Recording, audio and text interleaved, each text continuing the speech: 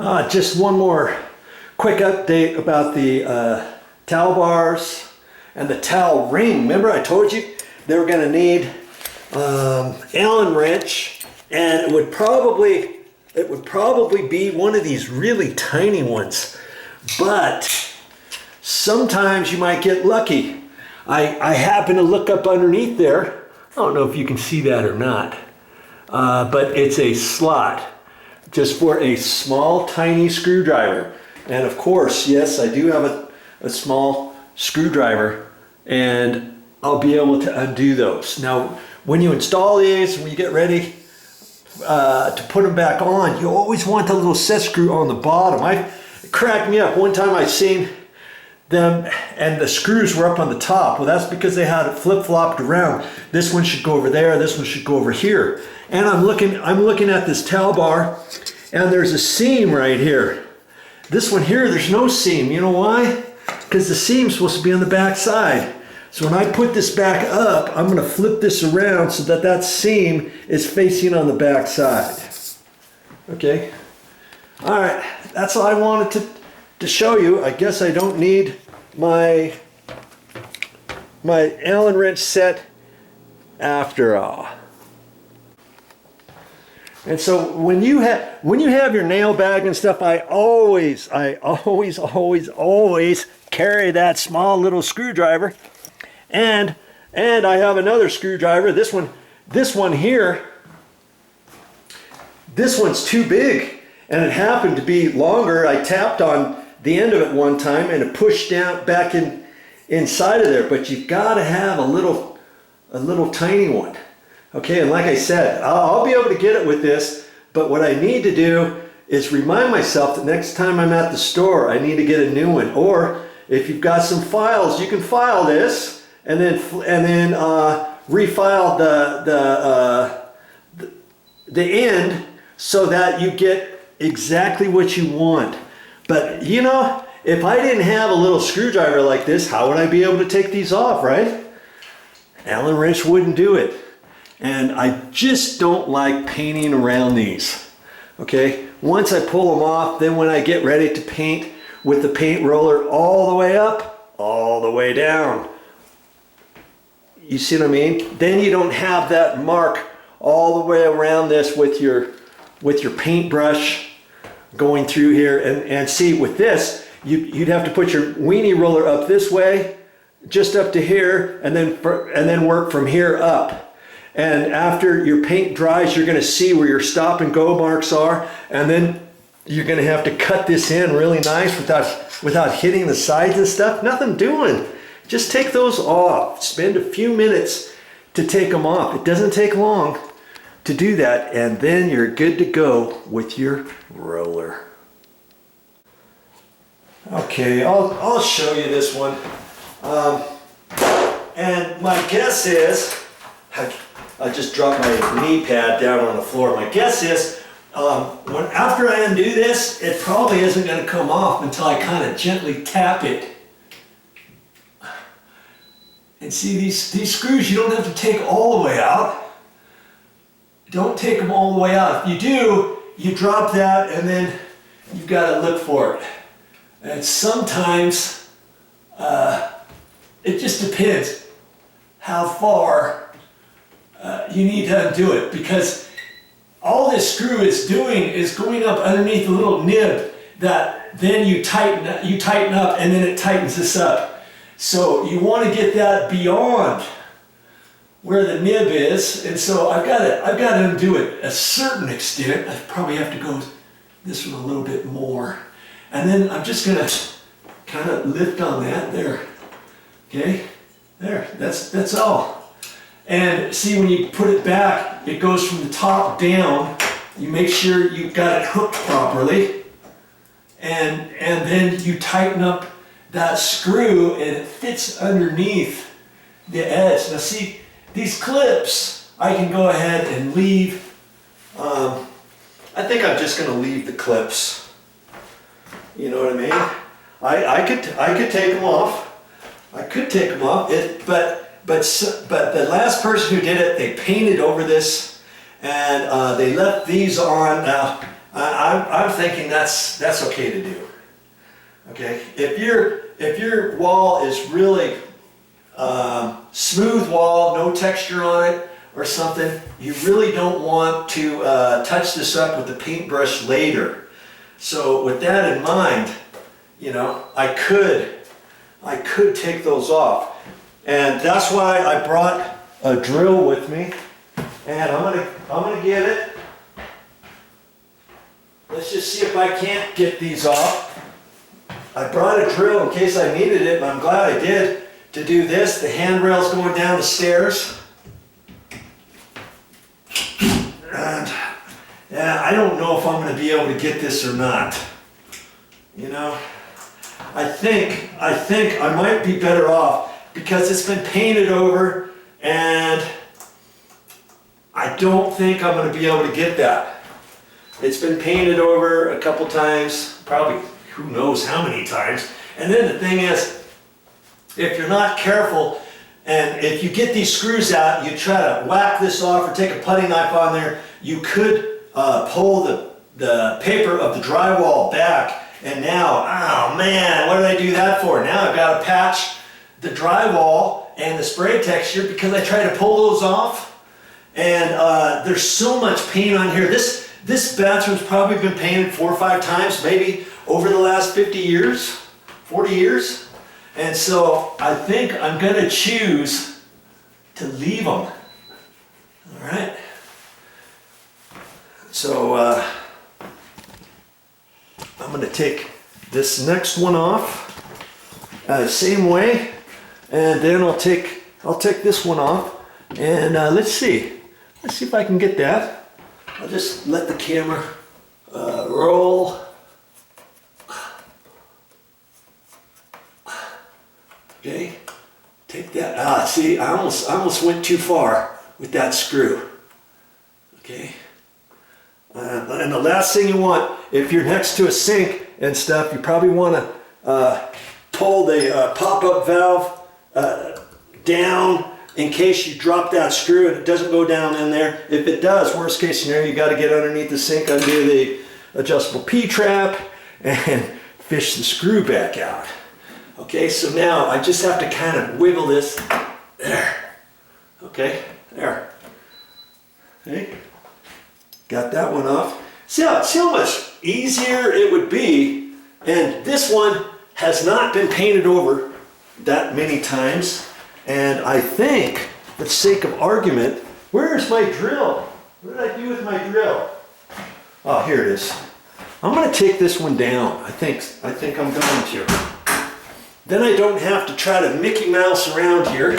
And these are bigger screws than the other. And look at that. Look at that. One little dinky screw like that. Are you kidding me? They put that right into the drywall. Look at that. And lucky for me, I believe I brought some little plastic anchors with me somewhere. I think I've got them. Before I whack that off, I'm going to have to make sure I've got those plastic anchors with me, because if I don't, I may just put these screws back in instead of taking this off, because see, they've got, this has been painted around several times. I could tap that off with my putty knife, but if I don't have any plastic anchors with me, I don't want to do that, do I? And see these screws? They're only this long. Now, the drywall is at least a ½ inch thick. So even if there was wood behind there, let's say they put backing along here between two 2x4s, or the 2x4s right here, these screws would never hit it, would they? I could take a longer screw and go through there to see if there's wood in there. Chances are there's no wood. Yeah, there might be. I think the stud is about here. See, it's about right here. I don't think it's there, and so I'm gonna decide not to take that off. If I can find some little plastic anchors, then I may take that off. or I may leave it, okay? But do you see, if I take that off, then I can run the roller straight up all the way. I don't have to go around it and then try to come down and around there and then hit it with the paintbrush later, because this is semi-gloss. When you hit extra paint around here with a paintbrush rather than the roller, you've got that it leaves different marks. The paintbrush is nice and smooth, right? But with the roller, whatever kind of roller you get, you're going to have a 3/8 nap, 3/4 nap, 5/8 nap, you know, anything like that. Even a smooth roller is going to leave some type of slight texture on your wall when you do it with the roller. Do you see what I mean? So I don't really want that. So I'll check around. If I have the plastic anchors, I'll pop that off. All right, time to get busy once again. Now see, as for those plastic anchors, I brought this. I don't know why I brought that, but I happen to have a couple little plastic anchors in here that I used from before. You see? And I took them out from before, and this is okay. I don't really need that little end part. I can actually take that off and just push that into the drywall. Okay, and it will hold.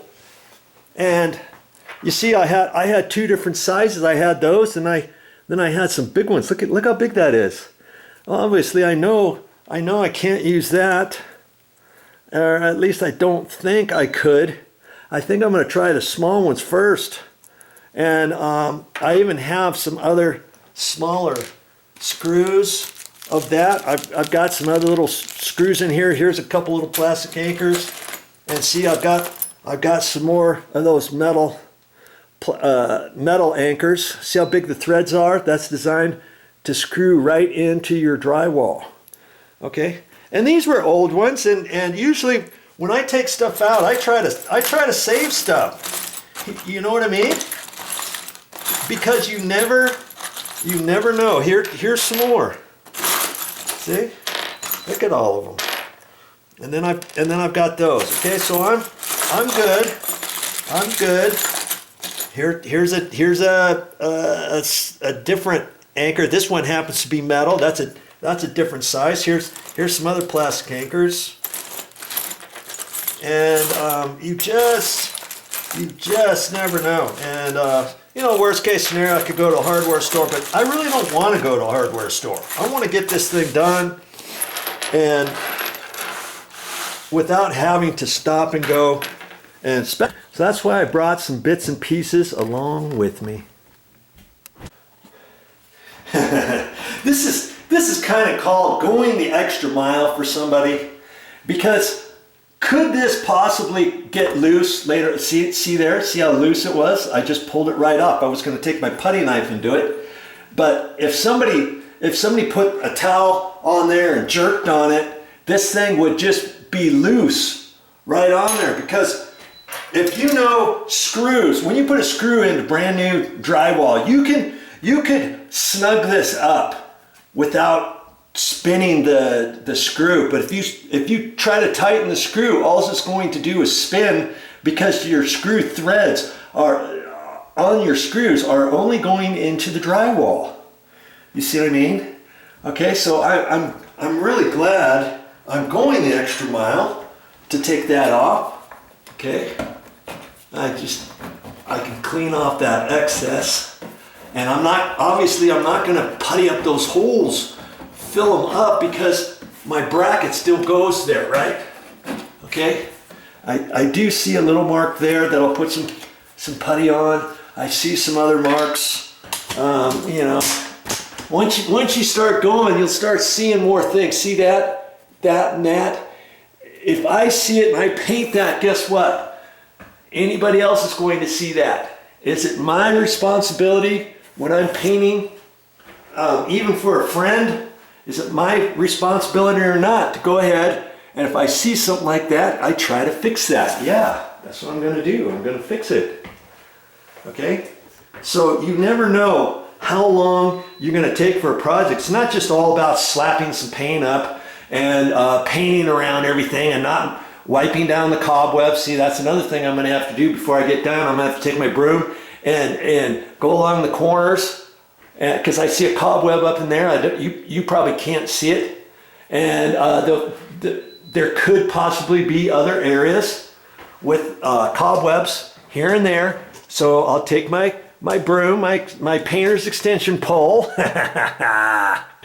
and go around there. Now I took this ski hanger thing down, and I don't know, the screws weren't that long. I don't know if there's any wood behind there. Hopefully there is, but if not, guess what? I got some anchors, don't I?